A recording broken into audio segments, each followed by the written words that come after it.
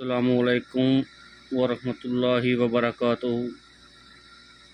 اردو وظائف کے ناظرین و کرام، آج ہم بیان کریں گے فضائل قرآن شریف۔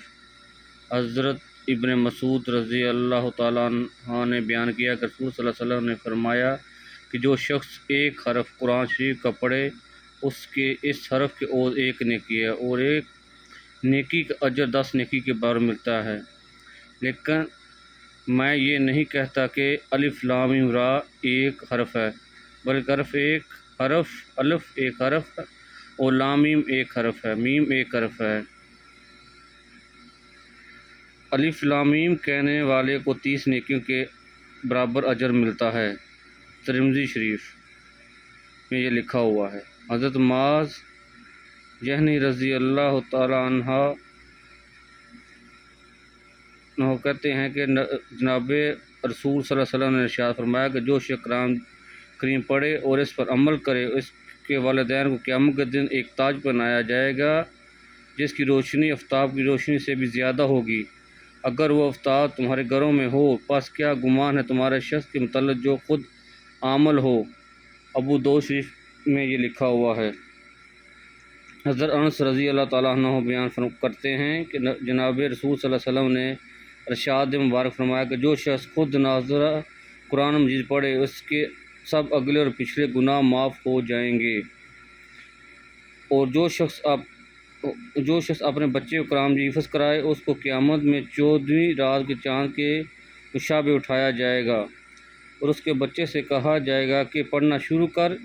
جب بچہ ایک آیت پڑھے گا باپ کا ایک درجہ بلند کیا جائے گا، حتیٰ کہ اسی طرح قرآن شریف پورا ہوگا۔ تبرانی شریف میں یہ لکھا ہوا ہے۔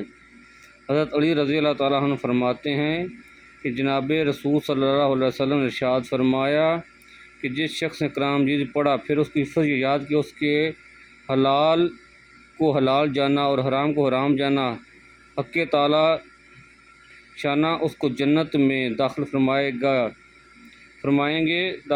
دیں گے، اور اس کے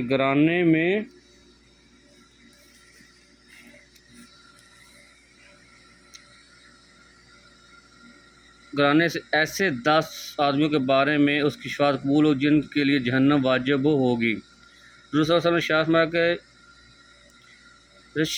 رشک 2 شخص کے سوا کسی پر جائز نہیں۔ ایک وہ شخص جس کو اللہ تعالیٰ نے قرآن مجید کی تلاوت نصیب فرمائی، وہ دن رات میں مشغول رہتا ہے، دن رات تلاوت کرنے میں مشغول رہتا ہے۔ دوسرا وہ شخص جس کو اللہ تعالیٰ نے مال عطا فرمایا اور دن رات وہ اللہ کی راہ میں خرچ کرنے میں مصروف رہتا ہے۔ دوسرا وہ شخص جس کو اللہ کریم نے مال عطا فرمایا اور وہ دن رات اس کو اللہ کے نام پر خرچ کرنے میں مصروف رہتا ہے۔ بخاری شریف میں یہ لکھا، یہ بخاری شریف کی حدیث مبارکہ ہے، لہذا اس کو سمجھیں، اس پر غور کریں، قرآن مجید کی تلاوت کریں، قرآن مجید کو روزانہ پڑھنے کا مشغول بنائیں۔